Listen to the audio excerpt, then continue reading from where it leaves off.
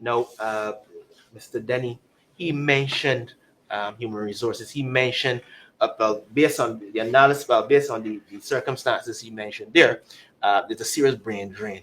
A serious brain drain. We have doctors overseas, staying overseas, and you mentioned, I believe the hospital short of staff. I mean, what is the solution there? Right, that is an issue because a lot of the medical persons in the medical field, because of the stress that they're under, they're leaving for greener pastures. So some of them may be leaving to go into their own private practice. If you work in any environment and you find that it is very stressful and it's not necessarily working out for you, you are going to go someplace where it is easier. So we're losing a lot of our nurses to places like Bermuda, Cayman Islands, to the UK. Same thing with the doctors as well. Persons that we have trained.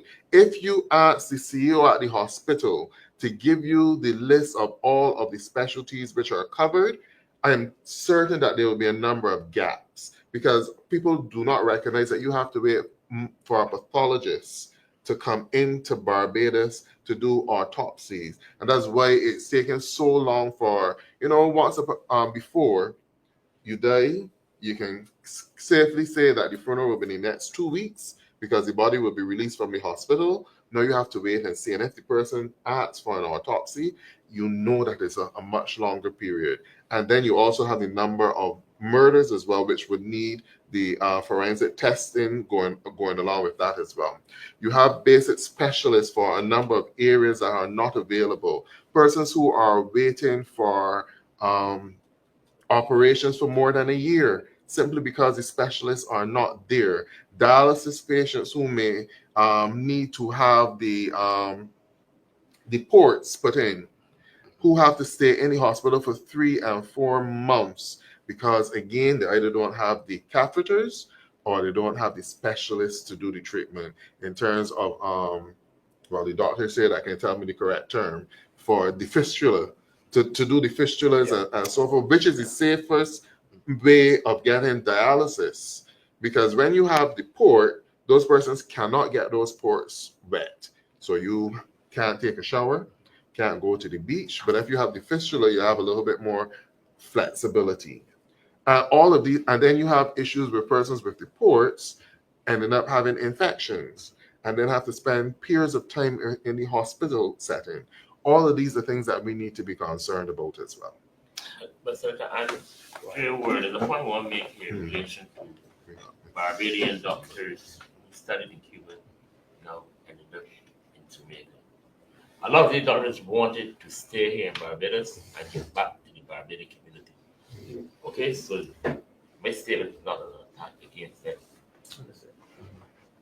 But Barbados refused to create the conditions for those doctors to work here and to gain an opportunity to do the part 1 and part 2 of the Caribbean Medical Council examination. Okay?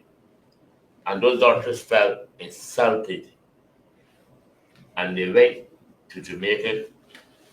And when they went to Jamaica, the government of Jamaica gave them apartments, give them a motor car, give them maid service, and treat them as doctors and help them through the process, 18-month process, so they were able to do the Caribbean medical examination. And now they can work in any Caribbean country. After that, and after going through those conditions, they felt that they should give back their service to the people of Jamaica, to the government of Jamaica. And that's where we made a mistake. Over 200 students from 1998, we trained in Cuba. Okay? If we have doctors, Barbadian doctors, trained in Cuba, working in Jamaica, they are heads of departments, heads of polyclinics, who specialize. We have a leading doctor in Trinidad right now who have a very, very, very big private practice and he also gave back to public service in Trinidad and Tobago. Okay, so that we have to seriously, this is a major area as it relates to people's development, because health and wellness is important.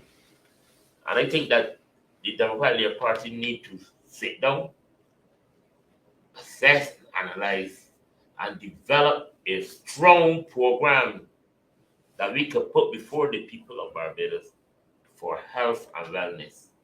Because we have a lot of, if you just be calling programs every day, people complaining for the QEs, complaining for opportunities for appointments, complaining for the way how they're treated in terms of the health facilities in Barbados.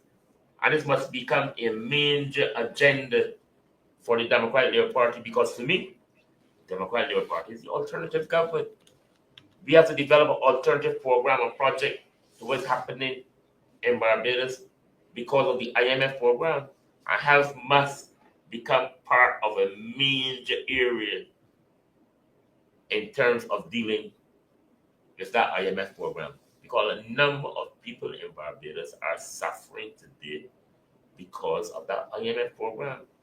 Working class people, all of our social services are being threatened, health facilities are being threatened, workers' rights are being threatened. And I think this is the main agenda. Health and wellness is a key area for us in the Democratic Labour Party. And some serious money Yeah. should be pumped. Yeah. And this health and wellness in a serious way. The government would have spent $50 million on the World Cup project. Really and truly, I believe that No, you should put some coffers where No, wellness, we're saying money. health and wellness is concerned. Yeah, health and wellness is important. Definitely not